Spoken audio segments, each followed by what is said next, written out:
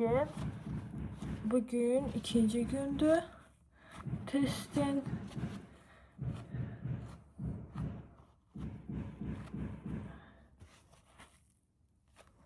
Yaxından da göstereyim. Görürsünüz alnımda səpkiləri, dərimdəki poraları, tık tık tık tık deşikləri görürsünüz. Bax onlar məndə açıq değildi. Sonra bax bu hissələri görürsünüz. Necə deşiklər açıqdır. Bax buradan görürsünüz deşiklər. Və səpkilər var. Bu səpkilər məndə yox idi. Bax burada yəni pora niyə açılsın axı? Bax burada da açılıb.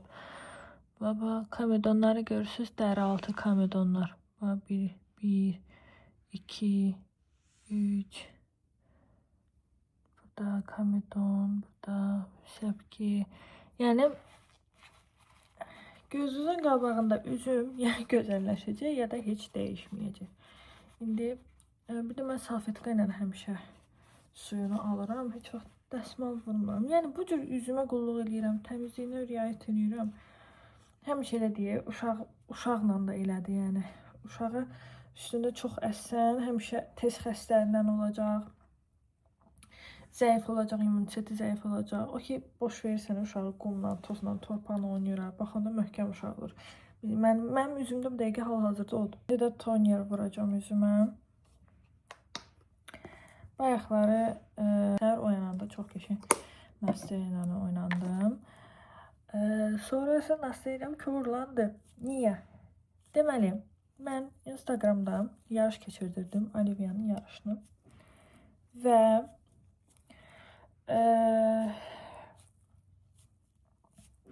iki xanım seçmişdim. İki xanım seçmişdim qalib. Və yarışdan artıq indi də, yəni 2 həftədən çox keçib. Və mən hələ də hədiyyələri göndərə bilməmişəm. Bir xanım Bakıda qalır, bir xanım isə rayonda qalır. Rayonda qalanını təbii ki poçtla göndərəcəkdim və mən vaxt eləyib poçta gedib ona göndərə bilməmişəm hədiyyəni. Hətta Bakıdakına belə mən o hədiyyəni çatdırıb verə bilməmişəm. 2 həftədən çox keçib deyəndə nəyə nəzərdə tuturam? Çünki hələ mən Bakıda qalan xanımın hədiyyəsini hələ dünən çatdırıb vermişəm. Necə mağazaya qoymuşam, oradan gəlib götürüblər. Tanış bir mağaza var, oraya qoymuşam, oradan götürüblər. Və inanırsınız, yəni göndərməyi də çatdırıb göndərə bilmirəm. Çünki o həm rayonda getdim, qaldım. Neçə gün rayonda oldum. Ondan sonra bir dənə də rayona getdim. Sonra Bakıya gəldim, Bakıda öz işlərim. Sonra elə oldu ki, mən 2 gün çölə çıxa bilmədim.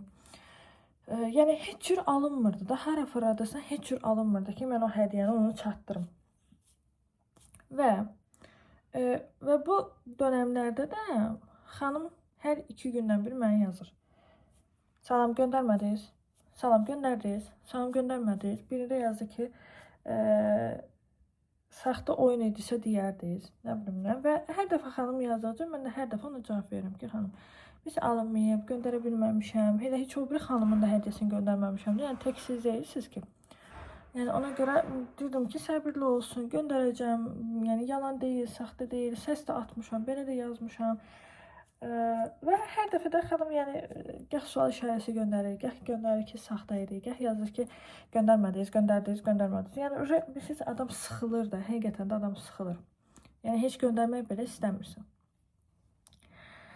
Neysə, canım sizə nə desin? Səhər oyanıram bu günləri. Görürəm ki, xanım yazıb ki, məsələ hədiyyədə deyil. Məsələ sizin saxta oyundadır ki, siz saxta oyun keçirdib yalandan belə şey edirsiniz. Neysə, indi SMS-i qoyacağım, orada tam yadımda deyil nədir.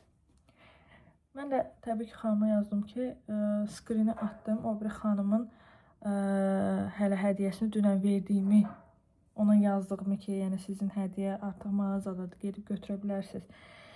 O skrini atdım xanıma, dedim ki, hələ o bir xanımın hədiyyəsini dünən vermişəm. Yəni bugün də ona verəcəkdim. Bugün də onun hədiyyəsini artıq göndərəcəkdim. Çünki səhər durandan onu planlaşdırıram ki, gedim poçta bunu göndərim. Canım sizə desin ki, yəni bu oyun saxta deyildi. Yəni sadəcə çatdırıb göndərə bilməmişəm və bu çox normaldır. Bu şeylərdən sonra artıq göndərməyəcəm. Yəni həqiqətən də artıq göndərmək istəmirəm. Yəni bu söhbəti niyə danışdım? Düzünü desəm.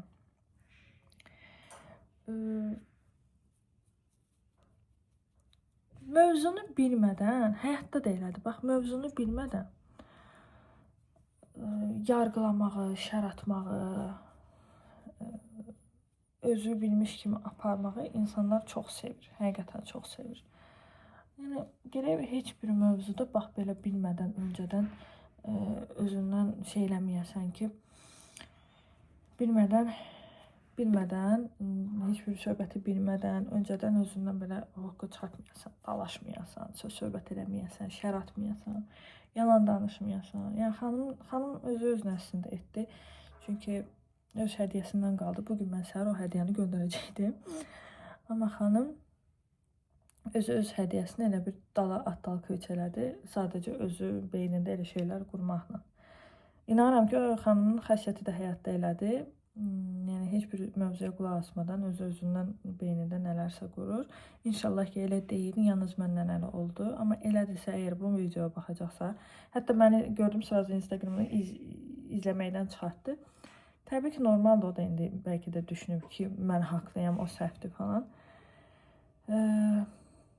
Bəlkə də nə vaxtsa bu videonun qarşısına çıxsa, inanın ki, yəni səhv idiz, səbirli olmaq bu həyatda hər şeyi daha asanlaşdırır və sizi 1-0 önə atır. Nəysə, tonerimizi də üzümüzə sildik. İndi səhər serumumuzu sürtməliyik. Səhərə bu serumu yazıb C və Y vitaminidir.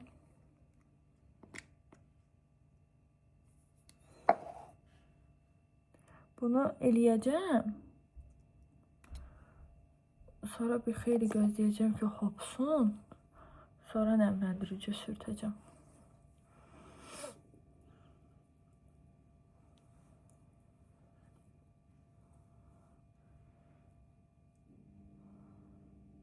Safetqan zatları qaldı üzümdə.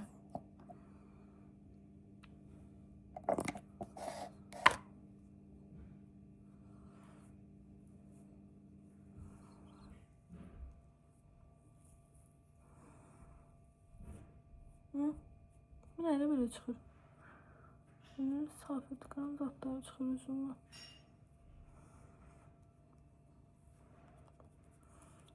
Gözləyirik serum tam belə dərimi hopsun. O vaxtacan gedim yemək yeyim, sonra nəmləndirici sürtərəm. Yeməyimi yedim. Serum üzümə belə duşa yapışdı. İndi nəmləndirici kremimi sürtüm.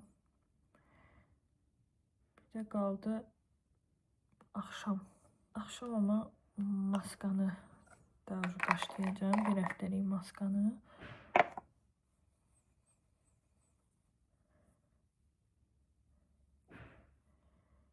Desəz ki, hələ bir nəsə dəyişiklik var. Dəyişiklik bir də odur ki, üzüm mənim normalda gün ərzində quruyurdu və ya səhərlər duranda ya aşırı yağlı olardı, ya da aşırı quru olardı, dartılmış olardı. Amma bugün səhər duranda elə olmayıb.